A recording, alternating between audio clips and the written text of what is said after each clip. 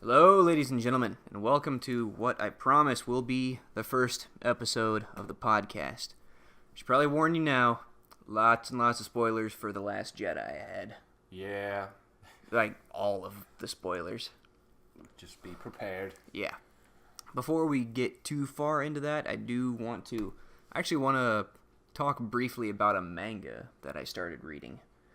A Japanese anime manga. It's called Blame, which, like, B-L-A-M-E, all capitals, with an exclamation mark at the end. Oh, jeez. Yeah.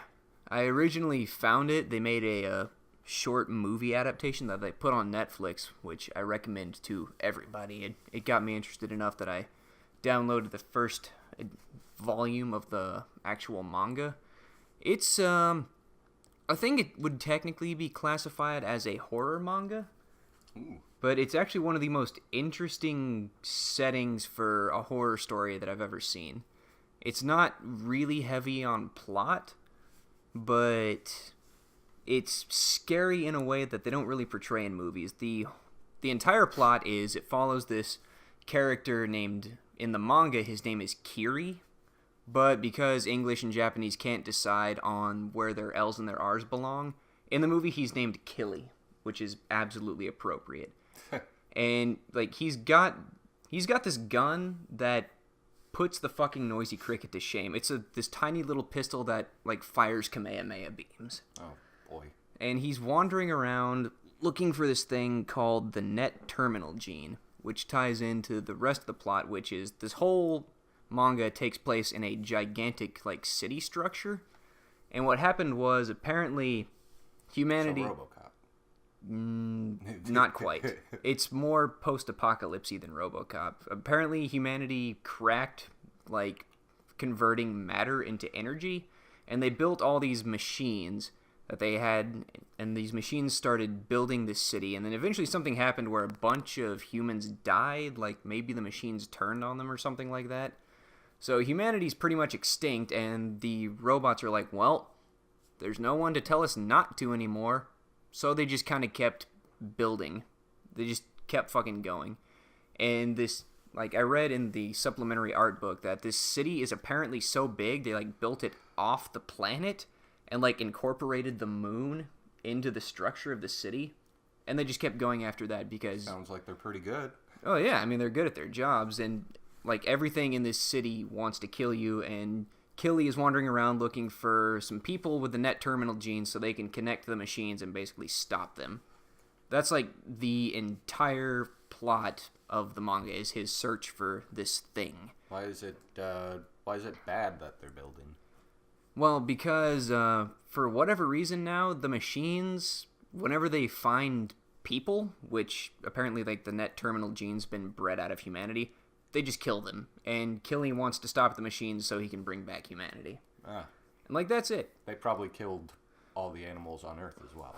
Huh? Yeah, that's a big plot of the movie, is this group of humans who lives in, like, a safe zone. They constantly have to leave the safe zone further and further to look for some sort of food to eat, because there's no animals left. Food and water, maybe? Or did the machines build, like... Well, the machines were probably programmed to build sinks and whatnot. Yeah, I mean, they have water, at least I assume. They never actually mention it much in the movie, but... It's a pretty integral thing. Yeah. It's, like, more important than food, kind of. Yeah, they do actually have water, because in the movie, Killy runs across this group of people that are out looking for food, and the machines enforcers are chasing them down, and he whips out the Kamehameha pistol and just blows the machines away in, like, one shot. And they're like, oh, this guy's awesome. We need to bring him back to our village. He can help us. And they're like, hey, man, you want to come back to our village? He's like, do you have the net terminal gene? And they're like, we don't even know what that is. But our village elder might. And Killy's just like, yeah, all right, whatever. I'll come to the village with you. It was nice of them to not just take the gun from him. Well... We find out later in the movie that Killy's not strictly human. Like, the machine's enforcers are called safeguards. And apparently, like, he stole, like, a combat-made body from the safeguard. Like, he might actually be a machine himself, but he claims to be human. Yeah. But at least if he is a machine, he's not trying to kill everybody. Yeah. So they bring him back to the village, and while he's there, he sees like the starving kid. So he pulls out like this little ration brick and hands it to the kid, and the kid like tries to bite. The kid's like, dude, what the fuck is this? And he sees on the bottom, he's like, oh, I put it in water. So he drops it in like a bucket of water, and this brick just expands into this gigantic fucking thing of bread. Huh. And they're like, oh, we need more of this. And Killy's like, can you take me to the net terminal, G? And they're like, no, but maybe we can find it in this place where we can also get food. And he's like, yeah, all right, I'll go with you. And the thing I like about Killy the most as a hero is he just does not give a shit about these people or their plight. Like, the second he finds out that they don't have the net terminal, he's like, all right, fuck it, I'm out. I'm going to go look somewhere else. And they're trying so hard to, like, keep him in their village because he's got the Kamehameha gun and he can fight the machines and shit like that. It's a really, really good movie. It does sound really interesting. Yeah, it's on Netflix. Go check it out, and if you like it, then go download the manga, because the manga is just more of that same thing. Yeah. It's really cool. You know, when Men in Black first came out, I always thought that the noisy cricket was a real gun. I don't know. It's because, I mean, what year did it come out? I was super young, and we always talked about the gun and stuff. I think that I'll look it up because I also want to find like a short clip of him firing this fucking gun. But I think Men in Black was like late 90s? Yeah, I'm pretty sure it was. I'm thinking like 98, maybe. Alright, iPad, what the fuck are you doing? Also, I'd like to apologize for my sniffling, and if I cough a bit. We had to audit the freezers the other day, so God. I was in the freezers for 8 hours, and I got a little sick. So, yeah. And then I smoked like a whole pack of smokes yesterday, so on top of it, so. Yeah, I was there not too long ago. I work at Pizza Hut now. What the fuck? Oh, my internet doesn't work right now. Oh. Well, alright. Yeah. Never mind that shit, can't then. Look up anything. Whatever. But yeah, we had to inventory the freezer at Pizza Hut, like find out how much dough and toppings we had, and they're like, you're a driver, you're not on delivery, you do it. I'm like, fine, whatever. Yeah. Which, shockingly enough, I have other duties than being a driver, but whatever.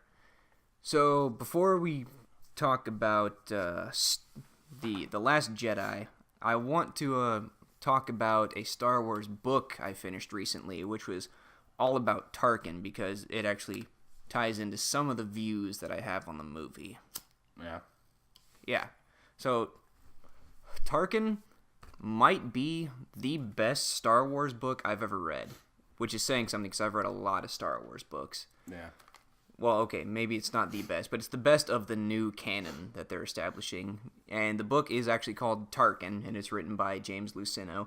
And it's less a story. I mean, there's a plot and things happen in the book, but it's mostly like a character study of Tarkin himself. It delves deep like into who he is and why he does things the way he does, and why he's all about, preserving order through fear and shit like that. And he's also a fucking brilliant tactician. He does, I won't spoil too terribly much of the book, because I want you to read it someday, because it's good. But, Tarkin's upbringing, he was born on a planet, I think it's pronounced Eridu, or something like that, and it's an Outer Rim world that really, really wants to be a core world, like Coruscant. And Tarkin comes from this rich family who are, all the time trying to keep up with, the latest fashions on Coruscant, but they're always, a little bit behind, so when, an actual core world person shows up, they're like, oh, you Outer Rim people, you're so cute with your slightly behind fashions. Yeah, it's like a third world country, basically. Yeah, that wants to be America, pretty much. Where in, the 2000s, they were dressing like it was the 80s and yeah, stuff. Yeah, pretty much. But the Tarkin family essentially, kind of took over this planet, which is very rich in I can't remember the exact name of the mineral, but it's the stuff they used to make, space windows and shit like that, on Star Destroyers. So, this planet used to be a fucking just awful place. Everything on this planet wants to kill them, but they eventually locked it down, took it over, and they preserved this one area that they call the Carrion Plateau, which is a completely untouched part of the world. And every, like, Tarkin child has to undergo this rite of passage where, like, during the summer, Tarkin goes out with his uncle and spends the entire summer, like, doing, like, basically surviving on the plains of Africa. And this shapes him to understand, like, all right, we have to have order, because without order, everything's fucked. Everything is chaos. And the best way to preserve order is through fear. Which then, once he completes his rite of passage and, like, joins the military, he brings that to the Empire. Like, one of his first assignments is he joins up with a group that is completely meant to guard Iridu's, like, shipment convoys against pirates, because it's the Outer Rim, and the Outer Rim is, full of fucking pirates. And there's this character, she's like a pirate queen. Like, her boyfriend was a pirate, then her boyfriend died, and she's like, all right, well, I'm gonna just take over the pirate unit now. So Tarkin figures out how she's attacking shipments, like which containers she targets and why, and eventually captures her. And she gets taken aboard his ship, and she's like, well, if you just kill me, there's going to be more pirates. We're never going to stop. And Tarkin's like, yeah, you're right, unless I give them a reason not to. So then he locks her in one of those shipping containers with her crew, puts a radio transmitter on it, leaves it to open broadcast so everybody in the sector can hear this, and then just fires that shipping container toward the sun. And, like, it ends up, like, she's screaming awfully. She's like, no, don't do this, have mercy. And Tarkin naturally does not. And then once she dies, all the other pirates are like, all right, we're okay. We're not going to fuck with you anymore. We're done. He sounds very Tywin Lannister-y. Yeah. And then eventually he goes and he joins the Republic Navy, and then eventually it gets turned into the Empire. And when it turns into the Empire, Tarkin goes to Palpatine, which also in this book we learn his canonical first name. Oh, yeah? Sheev Palpatine. So eventually Tarkin goes to Palpatine and he's like, look, Palpatine, Palps, Emperor, Big E, E-Money P-Dog, listen. Yeah, he says exactly that. Yep, I'm sure he does. Yeah. He's like, look, we got this new Empire thing going on. We need to run this shit a certain way to, like, maximize order and streamline everything. And then Palp's like, all right, dog, I'll take that under advisement. Mm-hmm. So then he sends Palpatine out into the middle of nowhere, and everyone else is like, why the fuck did you send him out into the middle of nowhere? Did he get demoted? Did he fuck up? And Palpatine's just like, I'm not going to tell you. But you learn in the first chapter, he's out there working on the Death Star. Yeah. And then, like, over the course of the book, some other shit happens. We find out that these rebels that are attacking his base were a bunch of people he pissed off earlier in his career when he basically murdered an entire moon full of people. After the Clone Wars ended and the Empire came to be a thing, he looked at this moon and he's like, all right, I know half of these people are separatists, but I also know the other half were, like, armed and supplied by the Republic and then the Empire. Now, I could pull my people out, but that would take too long and the Separatists would get away, so we're just going to arrest and kill everybody. Sounds like they deserved it. Well, Alderaan deserved it if we're going to get into that. A bunch of stuck-up pricks and all that. Yeah. So anyway, over the course of the book, Palpatine pulls off some, like, crazy, like, almost A-team levels of shenanigans with his tactics, and he ends up winning and earns the respect of Darth Vader, which is why they're homies, which actually ties into Rogue One with, like, how Tarkin and Vader are both just, like, fucking with Director Krennic. Yeah. He's like, I'm in charge, right? And Vader's like, no, you're not in charge. You're a fucking moron. Palpatine's my BFF forever. Of course I'm going to back his side. What the fuck is wrong with you? Yeah. So, alright, there's, like, Palpatine eventually agrees with Tarkin. He's like, all right, we'll run this empire a certain way, which was the birth of the Tarkin Doctrine, which oversees pretty much all of the military and how it's run. And in light of that, if Palpatine hadn't been a racist prick and encouraged, like, backstabbing in the Empire and stuff like that, like, he set it up. He wanted all of his high command guys to constantly be looking over their shoulder for betrayal from their peers. So that way they're never going to be focused on, like, usurping Palpatine's throne as Emperor. Yeah. Like, if you... That's smart. Yeah, it is. I guess kind of, in a way. Smart for Palpatine, not so much for everybody else, which is why people were so willing to like go over to the rebel side, because they're like, yeah, if I raise up in the ranks, I'm just going to get betrayed in the end, and it's all going to suck. Yeah. So that eventually brought down the Empire. Without Palpatine, Empire would have totally worked. Yeah. Sounds real good. Yeah. So, like, knowing how Palpatine and Tarkin run things, and they like streamlined the Empire, and everything was good until, Episode 4 and Rogue One rolled around. Now we can get into The Last Jedi. Do we want to air our misgivings with the movie first and then talk about the good shit, or vice versa? I don't know. You make the call. All right, we'll get the shit we don't like out of the way first. I have a huge beef with The First Order. I'm just going to say right now, I loved the movie, and I actually didn't hit upon this snag until I was like halfway home from seeing the movie in theaters. So the issue I have with it is the very, very long chase scene that went so very, very slow. Like, you know what I'm talking about. They're like, oh, we only have enough fuel for like 20 hours before we have to jump to light speed again to get away from these guys. Yeah. And the problem was if they jumped to light speed, they'd use too much fuel, and they could just follow them again. So they had to take out their tracker thing or whatever. Yeah, apparently nobody in the First Order understands the first thing about military tactics, like except Kylo Ren, which, the part with the ATSTs and he's like, fire everything on that guy. Yeah. We'll get to that in a bit, but like, I know at least Kylo understands tactics, but the First Order, when they're, at the start of the movie, they're like, they're taking over the entire galaxy. There's nothing we can do. We have to hide. And then, like, 7 or 8 Star Destroyers are chasing this small little rebel fleet.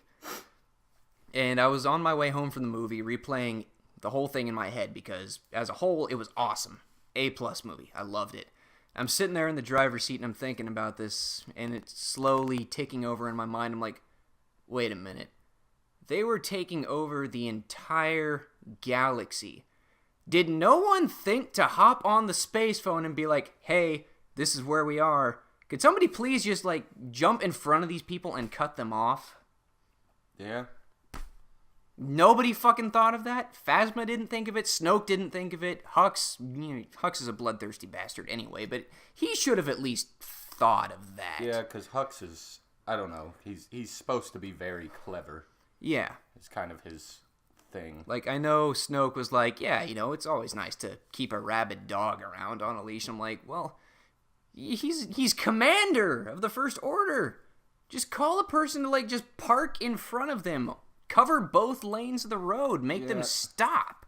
And then you could have had a cool thing. They're like, okay, we've been captured or whatever, and now we're on board Snoke's Super Star Destroyer, and we got to, like, wage a guerrilla warfare to get up to the hyperspace tracker thingamajig and then kill it so we can get our ships back and then go to Crate. But instead... Well, they wouldn't have known about the hyperspace thing. I mean, they might have. Like, if they made the initial jump and then the Empire said that. Yeah. That after... They'd already jumped after them, so they knew about that thing, and then the Empire called someone to jump in front of them. Like Finn and Rose figured out what was going on in like the first 10 minutes of the movie. They're like, they're dragging us through hyperspace. They must have a hyperspace tracker, which is another thing that gets a lot of flack from the movie. But if you pay attention in Rogue One, when they're like going through the files looking for the Death Star plans, what was her name? Jyn specifically mentions, oh look, they're working on hyperspace tracking. Oh. Like, that's not a new thing. They were working on that back before Episode 4. But yeah, that just annoyed me. And then they drug it out for 2 hours. And then there's the whole relationship between Jurassic Park lady and Poe. I can't remember what her character name is. Purple hair lady. Oh, yeah. The one he staged a mutiny on. Yeah. Which... That whole mutiny could have been avoided if she just told him her plan. Yeah, that's another like, thing. If she would have just been like, okay, dude, if she would have, like, not put her pride first. If she would have just been like, okay, like, this is what we're doing. So just don't worry, I have a plan. Instead of just, and told him the plan instead of just being like, I have a plan, but I'm not going to tell you. Yeah, there's the whole subtext like a of 5-year-old. her trying to teach him a lesson where he's like, you need to learn to think tactically and not be so hot-headed. I know all about you, fly boys. Yeah, and it's like, all right, set up. I get it. You're trying to teach him a lesson. You want him to be a better commander. That's fine. I get that. I'm cool with it. But this is an extremely stressful situation. Yeah, and but you should probably just fucking tell him what's going on. After the first quarter of the movie, people are dying. Why didn't she just tell everyone what was going on? Yeah, like, hey, why keep it a secret at all? I guess there was the chance that the First Order infiltrated the rebellion. Right. It's not a rebellion. It's the Resistance now. That's a whole thing in the Aftermath books, which are also great fucking books. I might talk about them a bit later. So, there could be a mole. It's obviously not her, and it's obviously not Poe. Could she have not, pulled him aside and be like, hey, we need to go have a conversation in the bathroom or something like that? Because then Poe does the mutiny, and everybody gets fucked, and then they have to, cobble together a new plan where the transport's going to Crater getting shot down, and people are dying. More people are dying because you simply couldn't sit down and talk to the man.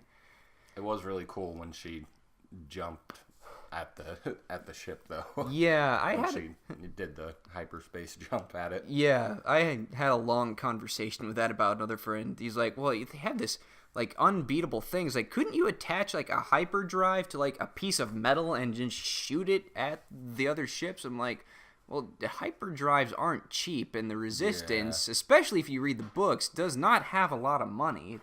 It's a very Rebel Alliance-y, cobbled together kind of thing. They don't have the cash to go to a shipbuilding, corporation and be like, hey, we just need a bunch of hyperdrives we can attach to scrap metal.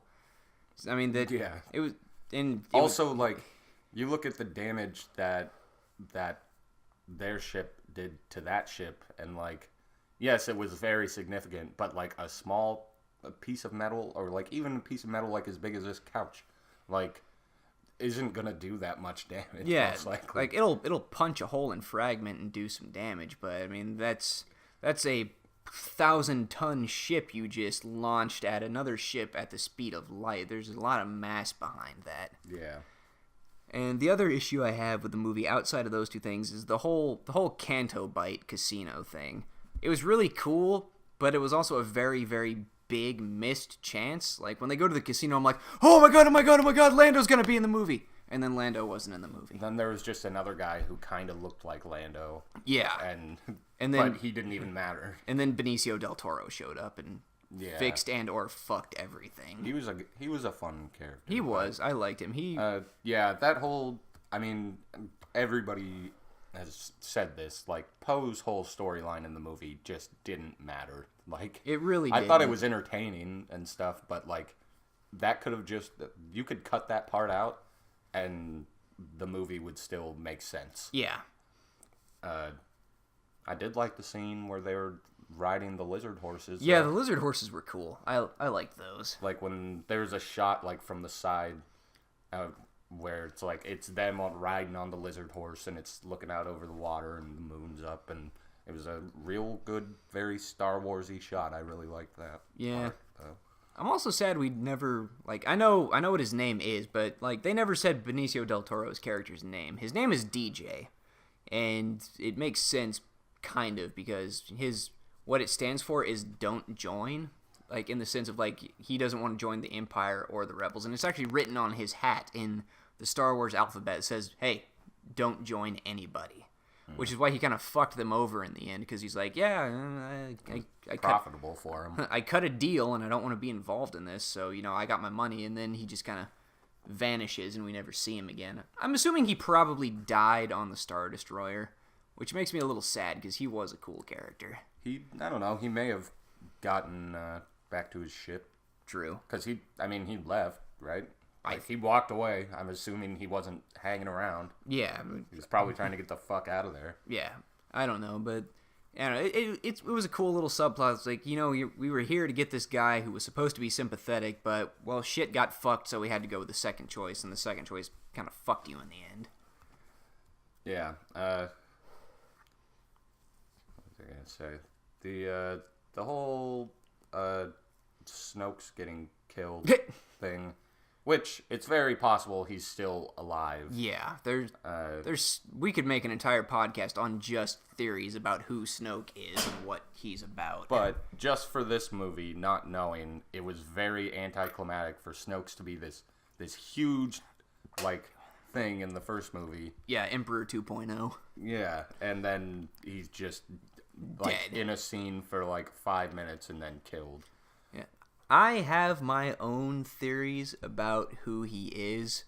Like, when I saw him wearing, like, the overdone golden robes, I personally think if he's actually dead, which he might be, I think he's a character from something that's technically canon, which was the Darth Bane series of books. There's a Sith Lord in there who was all about having, like, the shiniest shit and the nicest clothes, because greed is a dark side emotion, and he, like, drew power from, like, his avarice for having all of these, like, this jewelry and these nice clothes and the wall hangings and the nicest apartment.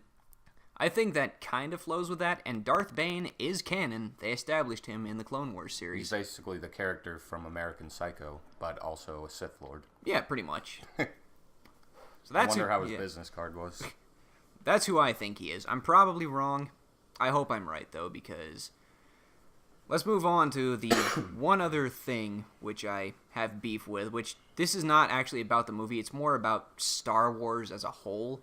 I consumed so many books and watched so many movies and TV shows, including the fucking Christmas special, which... Yep, I watched that this year. So that little girl from... who was hanging out with the Ewoks, the little blonde girl. You know the one I'm talking about, right? No. Oh. Actually, that might have been from the Ewok movie. I don't remember. There's a couple of Ewok movies, but I haven't watched them. I only watched them when I was younger. Yeah, but there was... They were really weird. Yeah, there was a character in these movies, this little blonde girl, and I think, and so do a lot of other people, that the timelines line up correctly. That little girl might be Captain Phasma. Oh, yeah.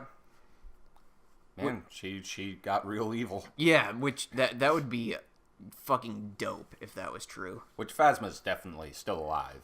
Yeah, we've only seen one eyeball. We haven't seen her face yet. We got to have the big reveal of, that it's Brienne of Tarth under that mask. Yeah,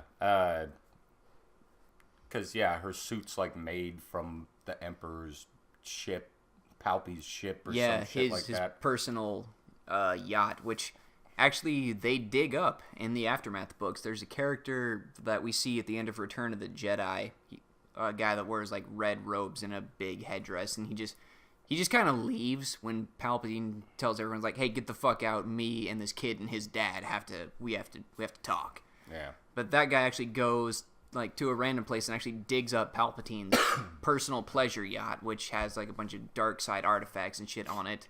And that armor was made out of that ship. So that's a cool little thing in the books about how they got that ship. Yeah. But anyway, back to what I was saying. After reading and watching all this, I realized something. The Jedi kind of fucking suck. Yeah. Like, the Jedi are shit. Like this is especially true if you watch the Clone Wars. Like, nobody listens to each other. Like, Obi-Wan is a fucking god-awful teacher and kind of a terrible person. Like, the episode where R2 gets kidnapped and they rescue him.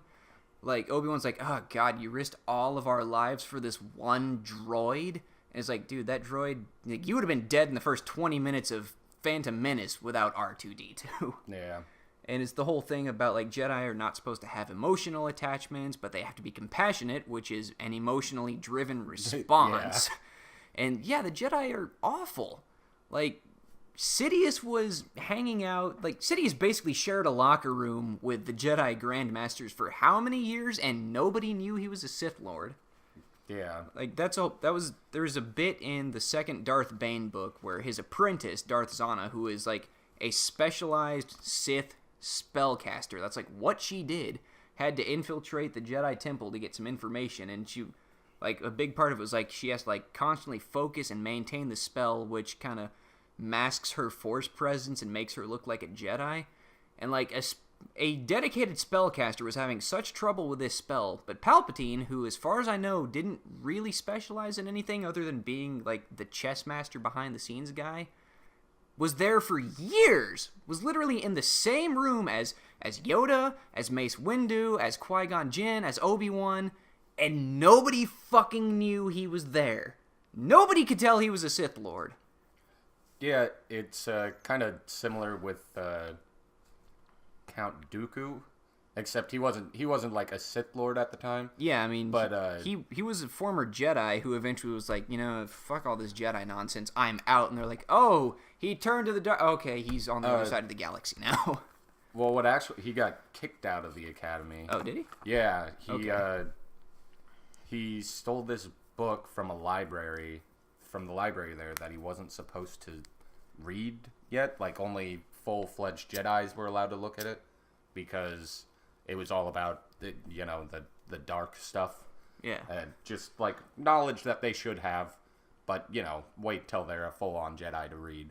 And he took it way early, and I don't think they kicked him out. I don't remember. I read the book a long time ago, but they definitely didn't let him become a Jedi. Yeah. And that pissed him off. Like, they were like, you need more training and shit. And he was like, he was super full of pride and everything. Yeah. And I mean, he was played by Saruman. Of course that character's going to be full of pride. That's like what that actor does. But yeah, one more thing I kind of had beef with the movie before we get into the good stuff. Yeah. That fucking Yoda puppet looked freaky. It did not, it was not as good as the original Yoda puppet. No, I mean, they were filming it on, high-def cameras, and that shit's always going to look kind of jank, especially nowadays after God knows how long I've seen Yoda as a CG character. But I'm really happy they brought back, Puppet Yoda. Like, they went full-on old movies with that shit. Yeah, I was happy about that, but there was something in his eyes. Yeah. All black. Also, Yoda's such a fucking troll. Yeah, he really is. The tree scene when he calls the lightning to strike it, and he's like, "Oh, there's nothing in there that Rey does not already have."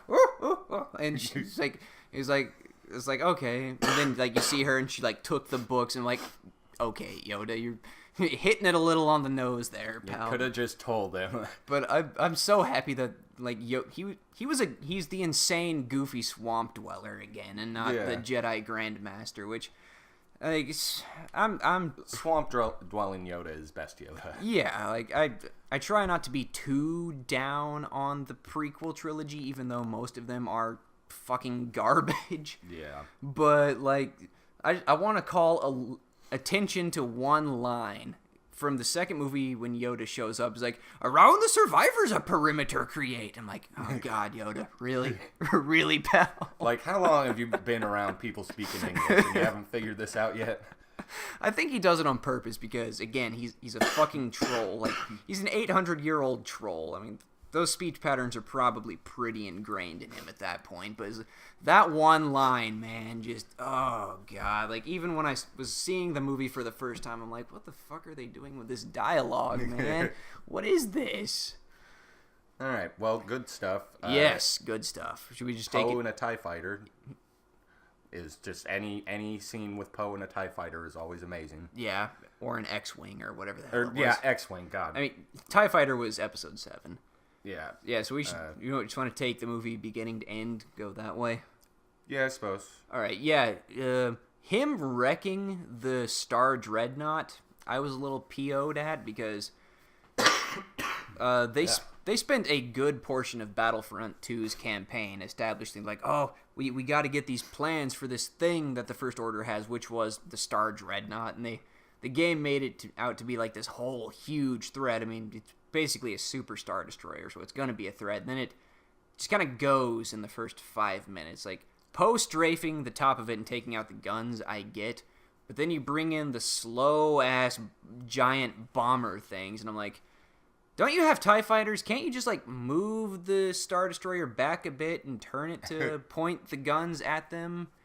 So I was kind of sad to see that go, because it got such a huge setup in Battlefront 2. But, again, Poe in an X-Wing wrecking that thing was pretty fucking awesome. Yeah, I was super disappointed later on when he didn't get into a TIE fighter. Yeah. Because I was just like, no, why? Permission to jump in an X-Wing and blow some stuff up.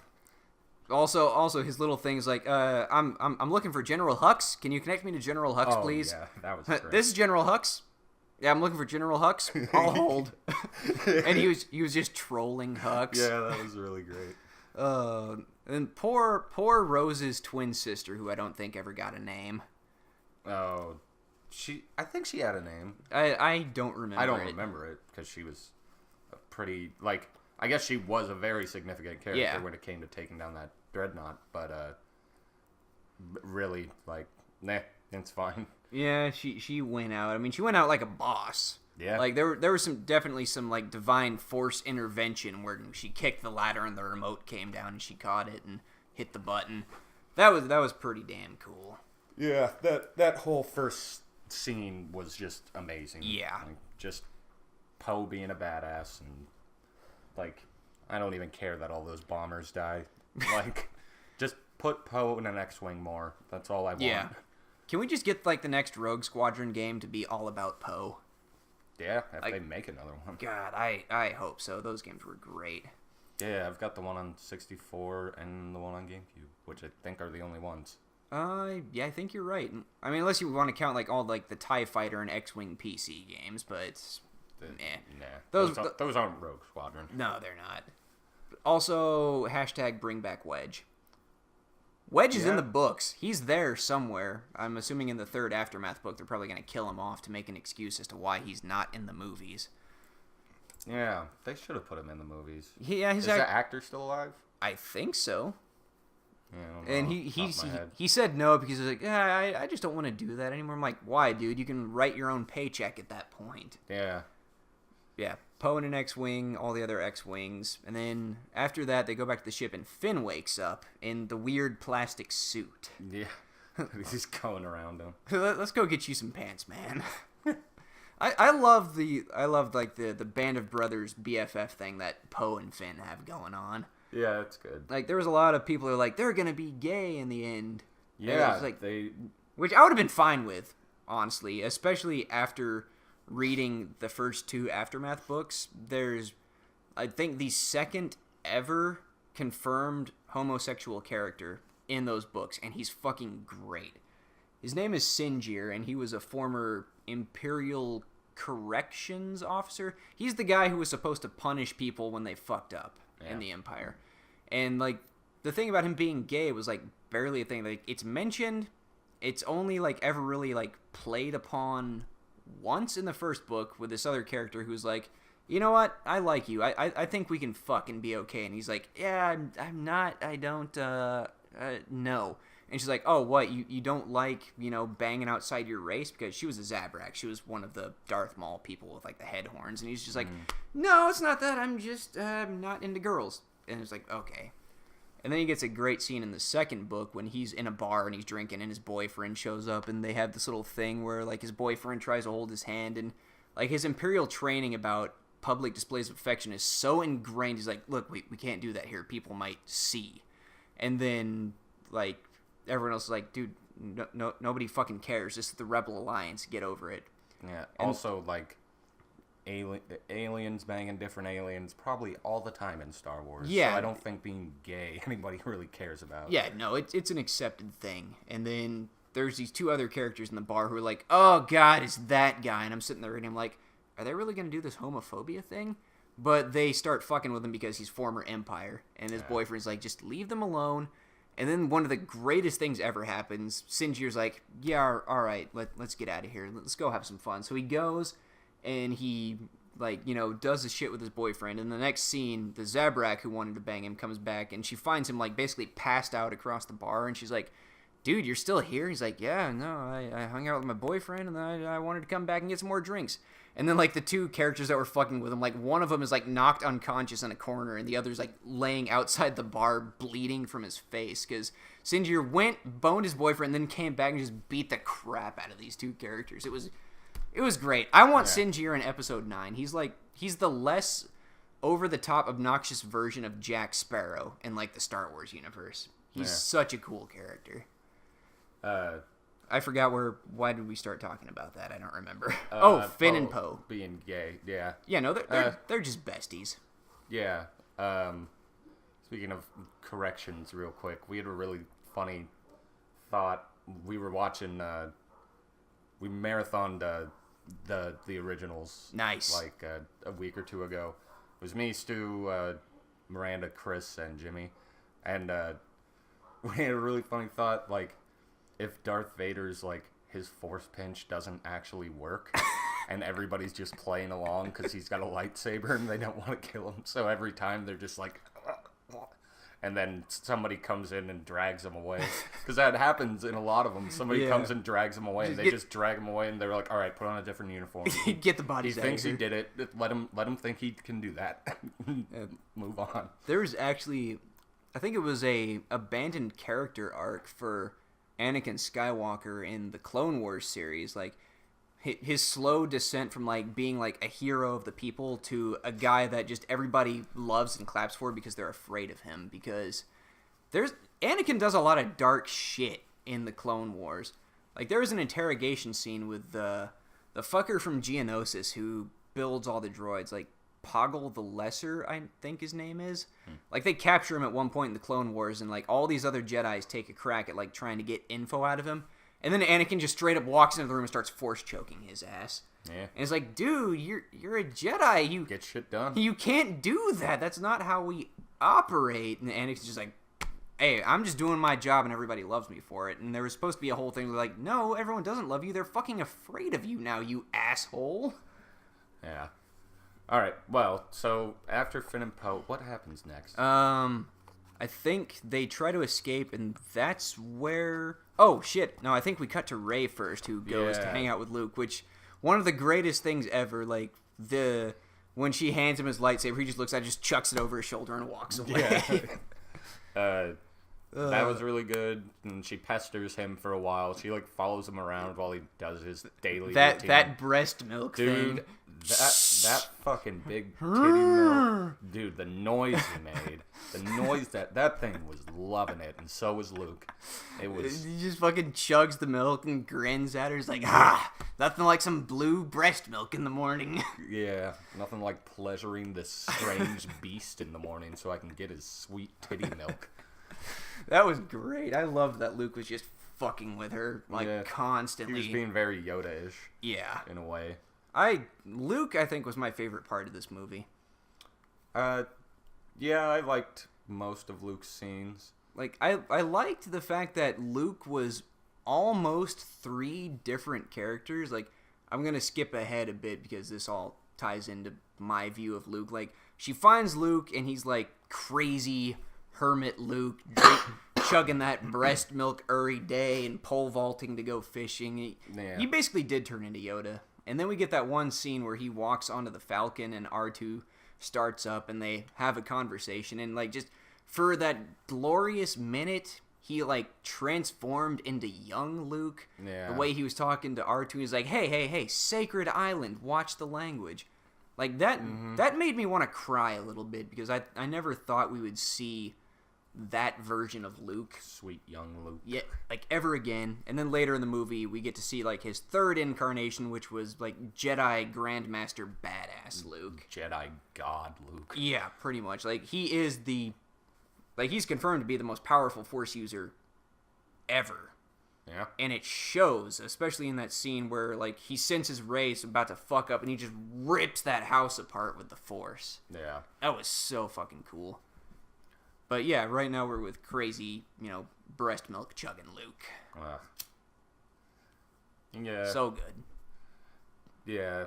He decides to train Rey because... He doesn't want to train her as a Jedi. He wants to teach her about why the Jedi suck. Yeah. He's like, I'm going to give you 3 lessons, and these lessons are going to tell you why the Jedi had to end. Because I really loved his line about, like, look, if the Jedi died out, thinking the light side dies with him, that's the height of fucking vanity right there. Mm-hmm. And then the scene with the little grass, you feel that? You feel that? Yeah, I feel something. Whack! Amazing. I was really happy that Chewbacca ate some porgs.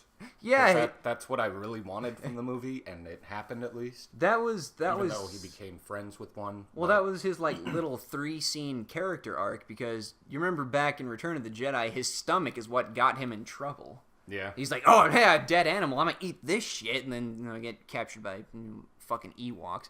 But there's like the scene where he's like cooking the porg, and then like the other porgs show up. They're like, oh, you just cooked our family member, and then he's like, I can't eat this now. I can't do it. Yeah. And then he takes the porgs with him when they leave. So that was a cool little. I think he just took like one.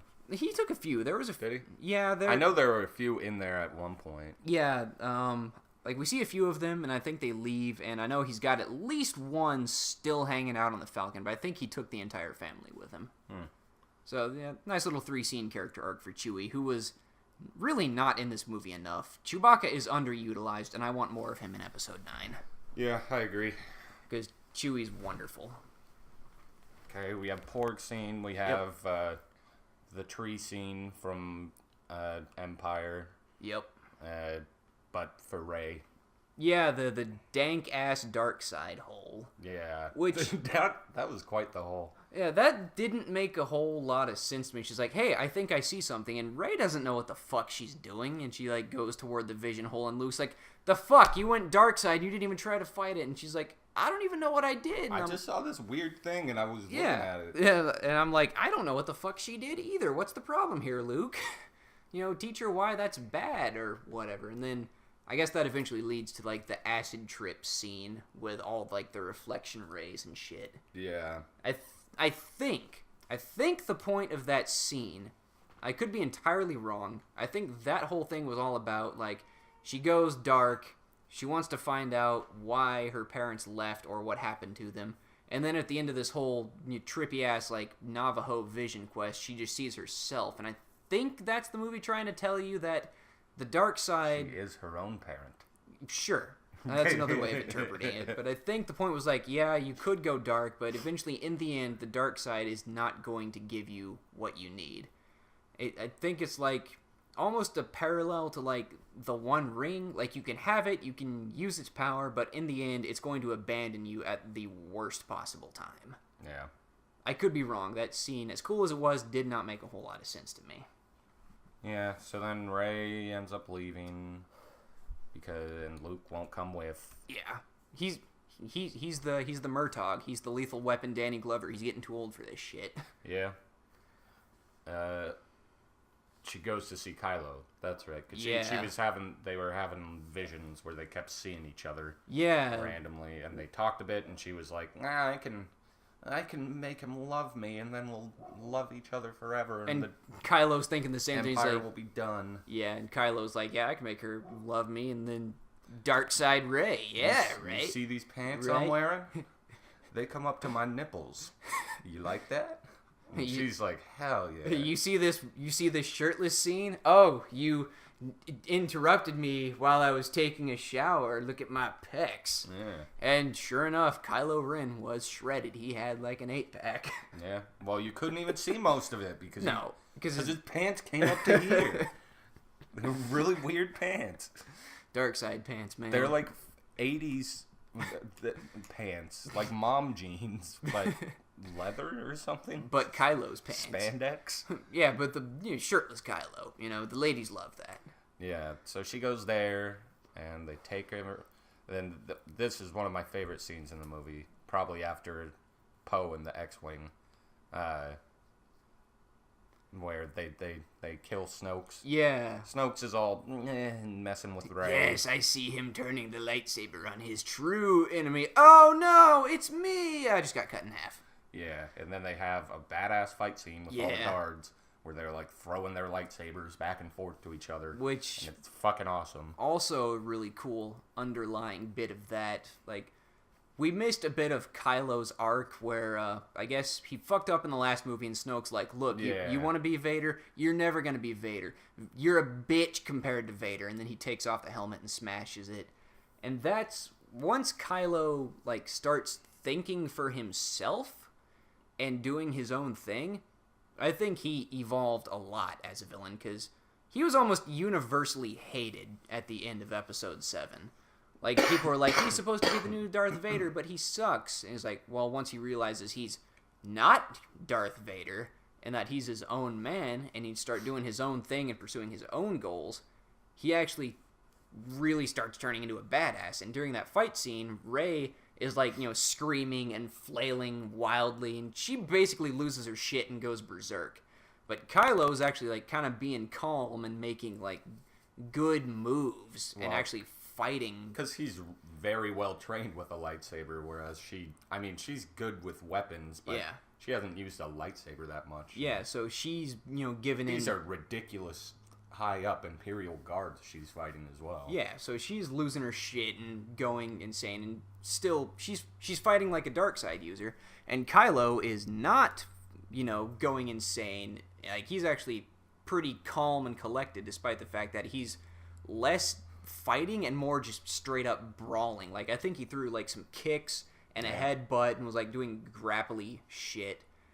And I realized why he fights the way he does. He uses, I think it was Form 5 of lightsaber combat, which is all about like overpowering your opponents with like, very brutal tactics, which was a thing that Darth Bane did. And I'm going to segue a little bit into, again, why the Jedi suck, if you're cool with that. Yeah. Alright, so in the Clone Wars movies and TV shows, like, the first thing to happen in a fight is the lightsabers come out. And that's not how the Jedi, and I guess technically the Sith, are supposed to operate. Your lightsaber is supposed to be like your last resort when everything else has failed. So, like, you're supposed to use mysticism and the Force, and the Jedi are supposed to be, diplomats and peacekeepers. They don't want to kill everybody. That's not their thing. Like, in the books, when the Sith used to be Legion, I think it was called the Brotherhood of Darkness, was like basically an army of Sith. And they went to war with the Jedi, and General Hoth, back in the day, formed the Army of Light. And everybody else on the Jedi Council is like, you're forming an army? We're Jedi. We're not supposed to be an army. This isn't how things are done. But, they do it anyway, and then they engage in these massive battles with the Sith. And the Sith were doing the same thing. Like, they formed an army. They went out to fight the Jedi in close quarters. And Darth Bane was like, we're Sith. We're not supposed to fight like this. We're supposed to use, like underhanded tactics and stealth and moving pieces into place. And then eventually Bane destroys the Sith, establishes the rule of two, gets himself an apprentice and trains her to be a sorcerer. And then some Jedi track them down on a planet like in the center of the galaxy, and they're trapped in a room. And at this point, Bane has like a full set of lightsaber proof armor. Like, only his head, his hands, and like his feet are exposed. So, Bane's basically a juggernaut. Like, he's the Force equivalent of a sledgehammer. Like, so when he's not being, like, the chess master and moving the pieces around the board and fucking over the Jedi, when he actually goes into combat, he just runs right over his enemies. But he tells his apprentice, like, go stand in the corner, keep yourself alive, I will deal with this shit. This is what I do. So his apprentice, goes and stands in the corner and starts doing some Sith magic-y stuff and barely uses her lightsaber at all, which is how it's supposed to be done, and she just stays alive until Bane finishes off the Jedi and then can come to help her. That was the whole point. Like, you're not supposed to be in close quarters combat. You're peacekeepers and or dark side ninjas. That's how it's supposed to be done. So anyway, back on track. Kylo's using, like, the same lightsaber fighting style that Bane did, which is, like, fuck defense, we're just gonna steamroll these guys. Yeah. But he doesn't have lightsaber-proof armor, which is why he kind of, got fucked up at the end of Episode 7. And because he was, wounded and bleeding out because Chewbacca fucking gut shot him with a crossbow. So the fact that he's not supposed to be in lightsaber combat in the first place kind of goes into why he doesn't really fight all that well. Because I think he only actually killed like 2 people with his lightsaber. The rest of them he just beat the crap out of with like, kicks and headbutts, and then, the guy grabbed him from behind. He's like, "Hey Ray, give me your lightsaber for a second." Well, there's a hole in that guy's head now. Yeah. Which was great. I loved that part. So the next part, I thought was kind of bad. I guess I forgot to mention it during the part. But Kylo's like, "Hey, come join me, and we'll just we'll make a new thing. Like, we'll make everything new." and like it won't be the Empire anymore and Yeah. stuff. And she's like, no. It's like, Rey, how many more people have to die? He's giving you a chance here. Yeah. Like, he's not asking you to join the Empire or the dark side or anything like that. Like, you guys, like, had a connection, and he's like, hey, we just did this badass thing together. Yeah, we're homies. I killed my fucking master for you, bitch. Like, yeah, and he was evil. Like, obviously, he's turning towards the light side. Like, why the fuck didn't she join him? I know, right? Like she could have just stopped it all. I mean, so that there could be more movies. Yeah. But it was really dumb of Rey to be like, no. Yeah. I'm mad at you. Yeah, that's another reason I think Kylo's so cool now, because he's like, you know what? Fuck the Empire, fuck the Rebellion, fuck the light side and the dark side. Let's burn it all down. Let's hit the reset button. I'm like, yes, do a new thing, Kylo. Be your own man. Establish your own order. You're on the right path. Do it, Rey. Nah, I'm leaving. God damn it. Yeah, and then she just pushed him over the edge. And, like, now it seems like where he had been going light side, it seems like he's just completely just gone now. He's a nihilist now. He doesn't believe in anything anymore, and he's just gonna wreck all the shit. Which is cool. I want to see how that plays out in Episode 9, but Rey, real boneheaded move there. Yeah, like, could have stopped a lot of deaths. Yeah. Like, she could have joined him right then and be like, well, can we let those guys go? Yeah, can we fix this shit? Like, and then he probably would have been like, yeah. Yeah, because he just wants all that shit done. So she could have done that. Like, how many lives would she have just saved from just on that ship? Like, because, like, what, 4 or 5 of those escape pod things got blown up? Yep. So, and there was a shitload of people in each of them. Hundreds of people she could have saved right then. Like, she could by using her brain for half a second. Yeah, she came to Kylo on purpose for a reason to try and turn him light. Why didn't you stay and keep, like, what the fuck? Yeah, you could have saved Jurassic Park lady. You could have been like, hey, Kylo, get on the radio. Tell her we're not fighting anymore. I mean, then we wouldn't have had the cool scene of the hyperspace through the destroyer. But still, like, that would have been, her life and the life of probably a couple of hundred people at least on Snoke's Super Star Destroyer that wouldn't have had to die. Yeah. Plus, the other, 5 Star Destroyers that just got, straight up cut in half by that. Yeah, it was a very boneheaded move by Rey. Yeah. I did not understand that one bit. It's like, this is basically what you came here to do. And now you're just not gonna do it? Like, what the fuck? I don't know. I mean, yes, it would have just stopped the whole war and everything. Yeah. And so it would have been like, I don't know what their next conflict would have been. Yeah, we'll get to what I want from Episode 9 once we, get to the end. But granted, without her doing that, we wouldn't have had, bar none, my favorite scene in the movie. Yeah. Kylo versus Luke. Yeah, that was a good scene. But that was, because I've read a lot of books that are now not canon, okay, first we get to see Kylo's tactical thinking. Luke shows up on Crate at the Resistance base, has his, very, very, in retrospect, bittersweet moment with Leia because Carrie Fisher's dead now. Yeah. And then, goes out and is like, Kylo, come at me, bro. And then Kylo sees me, he's just like, turn all the guns on that guy. Yeah. And I'm like, well, if you want to kill Luke, that's how you're going to do it. Throw the death phones at that guy. Yeah, and just all the guerrilla walkers shooting at Luke. And he's like, more! Keep shooting! And I'm like, yeah, overkill, Kylo.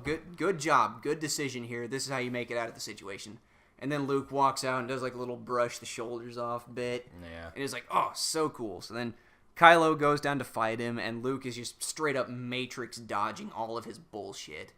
And I think I kind of figured out what was happening right then, because I'm like, wait a minute, didn't they break the lightsaber that he has on his hip right now? Something ain't right with this scene.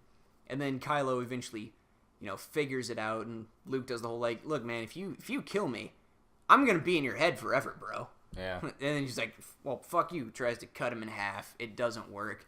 And the reason I loved that so much is they pulled that out of the now non-canon books, which also involved Han and Leia's kid going dark side. Yeah. Because in the books, they had twins. They had Jason and Jaina Solo. And Jason goes full on dark side because he sees a vision of the galaxy in ruin, and he's like, I need to be on top of the pile so I can stop this shit. So that's why he goes dark side, and eventually his sister's like, oh man, he's dark side now, he's fucking everything. I guess I have to kill my brother. So she goes and trains with Boba Fett, who is apparently a master at killing Jedi, because Boba Fett's the greatest killer the galaxy's ever seen. So she goes and she finds her brother and she's going at it. And in a completely different part of space, Luke is on the bridge of, I guess, some kind of capital ship that's not a Star Destroyer. And he's watching the battle, and all of a sudden he just like goes into a trance, and all the other Jedi are like, Luke, we're in a battle, what do we do? Oh, Luke, are you in there? Hey, Luke. Well, okay, Luke's checked out. Well, shit. So then on the other side of the galaxy, this fight between brother and sister is going on, and Jason has the upper hand because he's like, I'm fighting my kid sister. My kid sister fucking sucks at this. She's a Jedi. And then all of a sudden, he's not fighting Jaina anymore. He sees a vision of Luke coming at him. He's like, oh shit, Jedi Grandmaster Luke. Oh fuck. Oh, I'm screwed. What am I going to do? Even though it's just an illusion, it's just Luke making Jaina look like Luke. And it just completely fucks over Jason because it throws off his game so much. Yeah.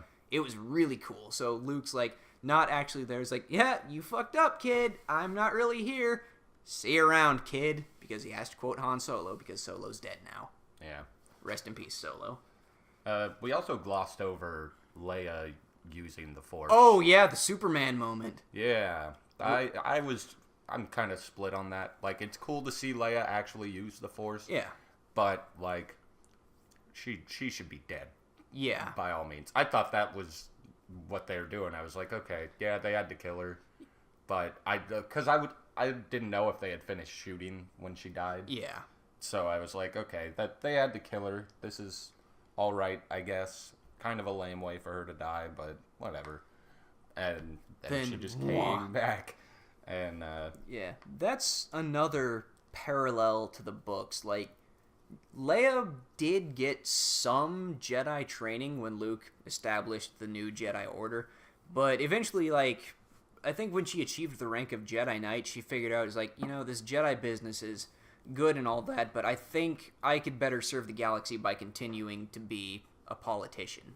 Yeah. So it would make sense that Luke's like, hey, sis, look at all this cool shit I can do. You wanna learn some of this? And she'd be like, yeah, all right, yeah, you can teach me some stuff on my coffee break. Yeah. So it's like, it makes sense that she can, and there was the whole bit where she sensed Han's death in the last movie, so she has some Force training at least, but it's a nice little payoff that, she is Luke's sister, she is strong in the Force, even if she's not a fucking Jedi. Yeah, she was Palpy's backup, and Fluke fell through, so. Yep. But, that happened. Then there was this scene with those janky, I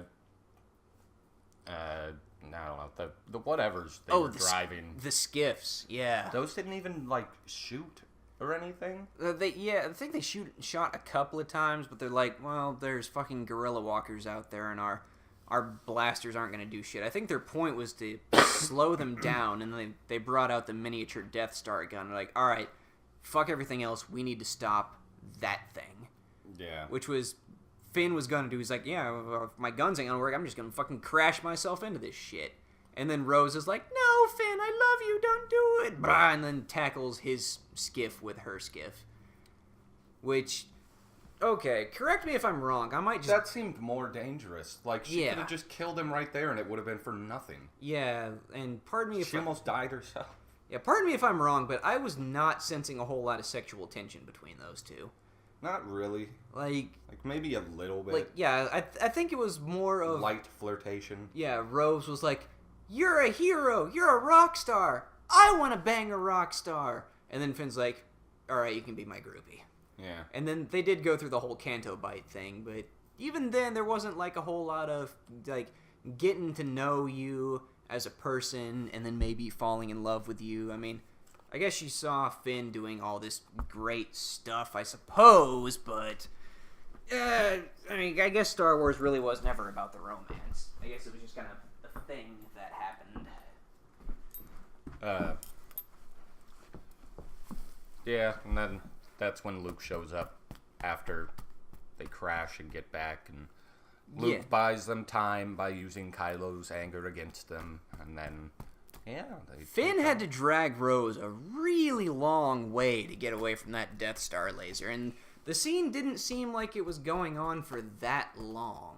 No, it didn't. Also, I would like to call attention to Kylo's little force flick of Hux into the wall. You just be like, shut up. Yeah. I don't know why he didn't just kill Hux. Like, I was kind of surprised he didn't. Because Hux has just been, like, antagonizing him the whole time and everything. I mean, there's a theory that, like, Snoke's is actually in, like, General Hux now, somehow.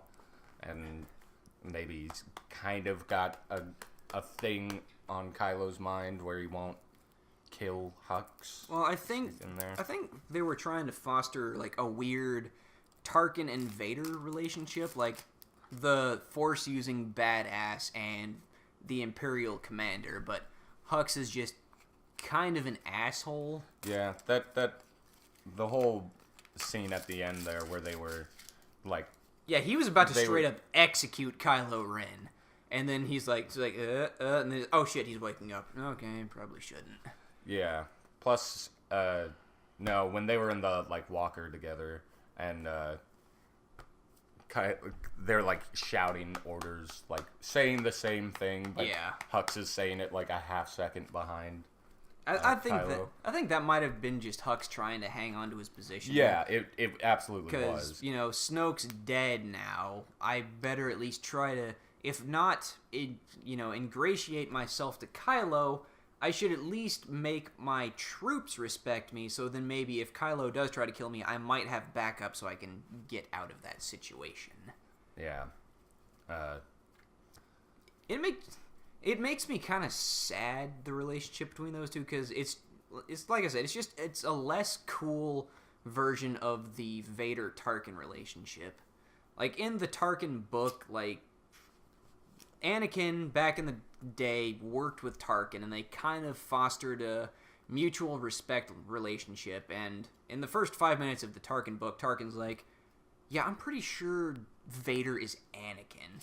Like, he doesn't know because he can't see his face, but he's 99.9% sure that Vader is Anakin, and there's a great scene at the end of the book where Vader's just been kind of ignoring Tarkin. He's like, he's here, I have to work with him, but I don't really like him all that much. And then Tarkin tells Vader the story about how he learned on the Savannah that fear is the proper way to order, and tells this amazing story about how he basically subjugated and murdered, like, a tribe of monkeys.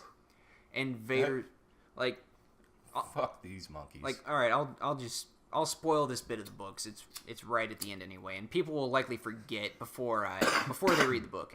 But Tarkin's last trial on the Savannah was his uncle's like, hey, you see that mountain over there, which is like a big pillar of obsidian, which was called the Carrion Spike, which was the name of Tarkin's personal ship. And that whole thing was like, Palpy was all like, hey Vader, you know why Tarkin calls his ship the Carrion Spike? No? You should ask him sometime. So, the trial is, why is your ship called the Carrion Spike? Yeah, so Tarkin's final trial is he has to go to this mountain and stay on top of it from, like, sun up to sundown. And this mountain is home to this very, very vicious tribe of primates that are called the Veermok. So Tarkin's uncle's like, you can take as much time as you need, but you have to do this before the summer's end. So Tarkin spends, like, probably a month, like, just watching this tribe of monkeys and figuring shit out. And it's a parallel to, like, Imperial command structure. Like, there's an alpha male, and then there's this other male following him around, just, like, watching him, figuring out his routine, and, like, occasionally he'll get too close, and then the alpha will be like, hey, the fuck off me, bitch, what are you doing? So Tarkin's like, alright, how can I use this to my advantage? And eventually he figures out, is like, okay, this is going nowhere, I can't. So eventually he gets to the mountain while they're asleep, climbs up top, and he's sitting on top of it, and his uncle gave him this electric lance. He's like, here's a weapon, I'm not going to tell you how charged the battery is. Good luck. So Tarkin's sitting up there, and the tribe of monkeys just freak the fuck out. They're like, what the fuck? There's a guy in the middle of our territory. So then the like little guy that was following the alpha around like tries to climb up the mountain, and his homies are like attacking this mountain, and the alpha's like, "The fuck are you guys doing? Quit it! Stop it! No, follow my orders." And then the usurper's all like, "Oh hey Alpha, I've got all these guys with me. Hey guys, kill him." So the crony, like the dude's cronies in the Alpha's fight, the Alpha dies, and then the crony's like, "Yeah, I'm in charge now." And then Tarkin's like, "Oh, he's in charge now? Fuck that guy," and just kills him with the lance. And then all the rest of the monkeys are like, "Our command structure's gone. We don't know what the fuck to do now." So then they just kind of sit down in like despair and are trying to figure out what they're doing. And Tarkin just straight up just walks off the mountain after that. And we find out later that the monkeys left the mountain and apparently like died on the savannah.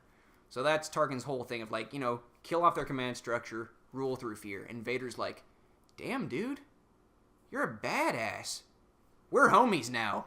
And then later he goes to Palpatine. He's like, "Yeah, this Tarkin guy, he's awesome. He's one of us. Put him in charge of everything." Yeah.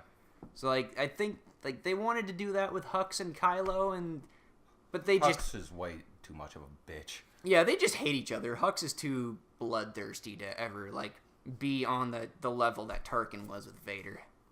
And that makes me a little sad because that was like watching like Rogue One and Episode 4 after reading that book.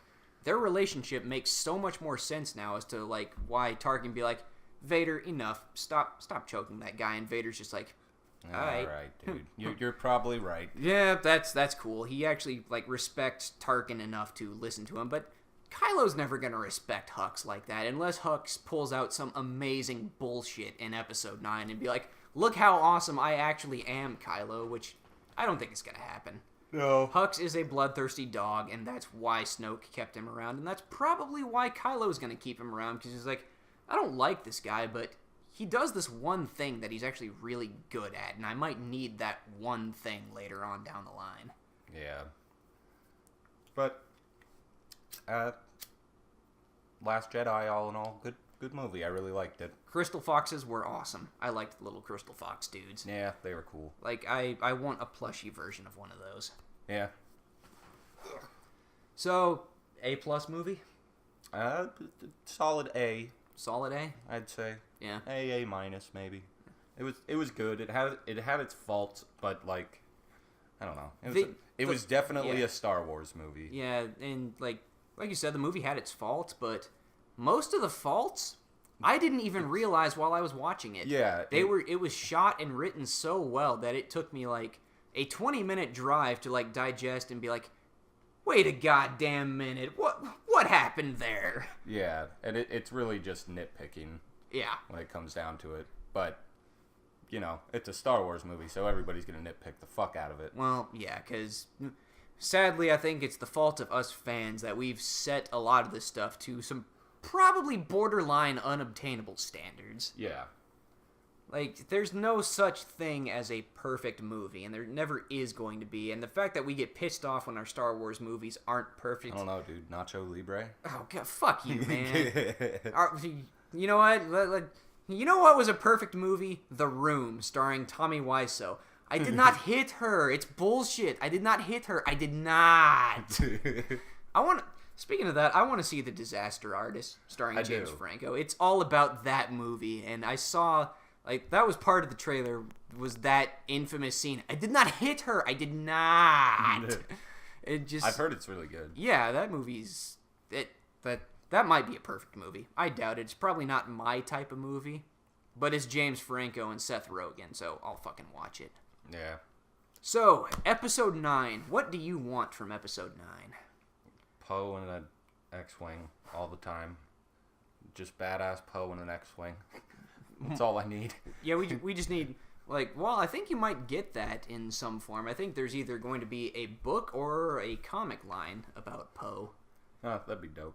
Which, by the way, the Star Wars comics are fucking killing it right now, man. Oh, yeah. The Marvel Star Wars comics. Dude, the Chewbacca comic line, written by the guy who writes Deadpool, is amazing. It's so good. It's all about Chewie's on, like, this this super secret special mission, and he fucks it up. Like, he crashes on a planet, meets a little girl, they hang out, and at the end, he goes through all of this epic shit. There's like a straight up Chewbacca versus the Wolfman moment at one point, and at the end of the comics line, you find out the whole mission he was on, he was trying to find a birthday present for his son. Oh God! Like, at the end, he goes back. He goes back to Kashyyyk, and he's like, "Hey, son, I got you this bandolier." And it's like, you did all of that for your kid's birthday present. I love you, Chewie. Damn it! What's his kid's name? In the not in the old canon, his name was like Lumpawaro. Lumpy. Yeah, fucking Lumpy, dude. And like Han Solo shows up, he's like, "Hey, I'm here for your kid's birthday party," and it's like, he just went through all this bullshit for his kid. Yeah. Fucking Chewie. God damn it. Yeah, more Poe and more Chewie. More Poe, more Chewie, more Falcon. Yeah.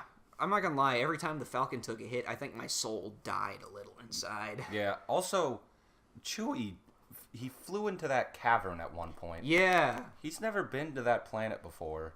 Like, that cave could have just ended, and he could, like... I know he's got like sensors, but I don't think they're that long range that he could see all the way through. No, but I think that just illustrates how much of a badass Chewie actually is, though. Like, he's spent decades at this point hanging out with Han, who was also a badass. So I'm assuming he picked up some skills from that. Yeah. I'm curious what they're gonna do with Leia, because she's still alive. I guess they're gonna have to Tarkin her. Yeah, I think... At this point in the story, there has to be some sort of time jump between episodes 8 and 9. Like, Rey has the books. She has to learn some shit from that because both Han and Luke are dead now. There's no one to teach her anymore. Yeah. And, like, that, like... I mean, Leia, kind of, but Leia in the movies doesn't seem to know much at all. No, I mean, she knows some stuff, but I think during whatever time jump happens, because... Like, those few people that left on the Falcon, that's almost all of the resistance that's left, isn't there? Like, I know there's a whole thing, it's like, yeah, we put out the call for help, and nobody fucking answered. Yeah. So, like, there needs to be a bit of time to, like, rebuild the resistance. There needs to be a bit of time for Rey to learn from the books.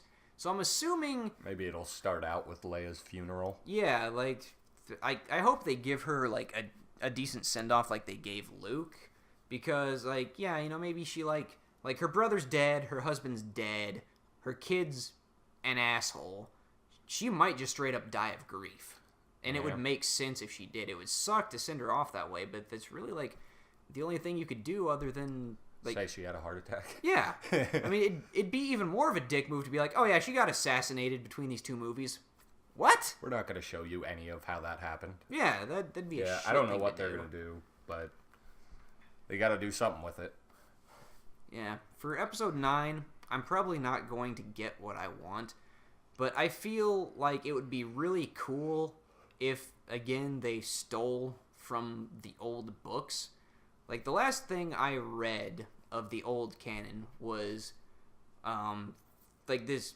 Did you watch the Clone Wars episode where they went to the planet and there was, like, the living embodiments of the Force? Nah, I haven't watched, like, barely any of the Clone Wars. Alright, well, they go to this planet at one point, and I think this planet was the source of, like, all the Force, and there were these living embodiments. There was the son, the daughter, and the father. And, like, the father represented the balance between the two, the daughter represented the light side, the son was the dark side, and all that. And in the books, at some point, like, a random woman came to this planet and, like, fell in love with the father, they got married, and she's like, well, I want to be a living embodiment of the Force, too. So she just straight up threw herself into the well of the dark side and mutated into this, like, awful Cthulhu monster. And then she came back to the galaxy and started fucking everything. And Darth Krayt, the guy who was going, like, eventually went on to establish the New Order of Sith, he, like, actually went and sought out Luke and was like, look, man, you're a Jedi, I'm a Sith, but if we don't band together and deal with this crap, everybody's gonna die. There won't be a galaxy left for us to fight over. Like, I want them to do something like that. Like, shit. The guys from Rogue One, Baze and Chirrut? You cheer it. Ip Man. Yeah. Those guys had some deep Star Wars lore behind them. They were called the Guardian of the Whills, which was spelled Whills, and like the Whills were this race of immortal super beings that like ascended and essentially became the Force, and these guys were like guardians of their church. So like if you like did something like actually like brought back the actual Whills, like the creatures, and like then have them decide like, yeah, we're just gonna just wipe the slate clean, start the galaxy over, and then have like an oh shit moment where like Kylo's like, I don't know how to deal with this on my own. Yeah. Resistance, help me, or we're all going to die. It'd be a cool way to like get all of the characters together and have them face something that really hasn't been seen in like any Star Wars media ever outside of the books. Yeah. Like Kylo and Rey versus Cthulhu or some shit like that. Yeah, it could be a cool idea. It's probably not going to happen because most people who watch these in theaters don't know like all of that deep Star Wars lore like, you know, you and me do. Yeah, that'd be a good idea. I would love that. There's so much that they could do. I mean, yeah, it does seem like Kylo's just gone at this point. Yeah. And he's just full dark side, but I mean, if they did something like that, that'd be a way to turn him back, I guess. Yeah, because they spent the last two movies, like, establishing that, like, you know, maybe Kylo can come back. Like, his dad tried. His mother never really got the chance, but you saw that struggle where he had his TIE silencer, like, lined up on the bridge of the ship that she was on, and he, like, couldn't quite pull the trigger because he didn't want to kill his mom. And then all the interactions between Rey, I almost feel like it'd be a bad move to kill him off in the next movie. Like, okay, he's too far gone. We can't do anything with him anymore. Yeah. I was like, well, then why did you spend... What was the point of all this in the other movies? Yeah, why'd you spend time setting all this shit up if you're just going to off him in the end? But, you know, at this point, he's a Force nihilist. There's almost nowhere else his character can go except up. But they made it a good point that he's not going up. Like, he's decided fuck everything now. You'd have to do some really creative writing to turn that character around at this point. Well, I guess we'll see. Yeah, I'm looking forward to it. 2 more years. Is it? Yeah. Oh. I thought it was... Next year, it'll be, I don't know, something like Rogue One. Yeah, we have the Han Solo story to look forward to. Yeah, isn't that going to be a TV show?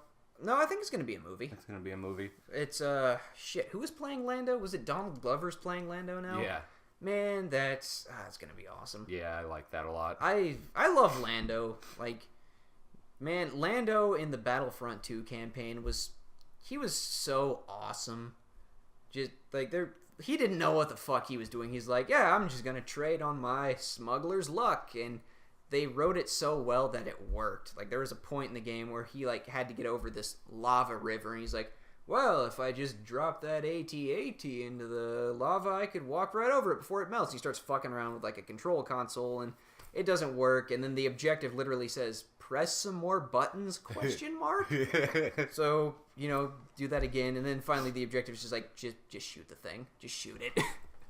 It was a great look into, like, how Lando just is very fly by the seat of his pants. Yeah. But bring back Billy D. Williams for episode 9. I want more of Billy D. Lando. That'd be cool. He probably, I think the last time I seen him was on Comic Book Men, and he seemed fairly large. Well, I mean, hey Boone, he's a rich old man at this point. Like shit, Yeah. in the books, he like took over all the shipbuilding corporation. He's like, yeah, no, I just spend my time, you know, eating good food, drinking, and banging my hot wife. Yeah. That's a very Lando thing to do.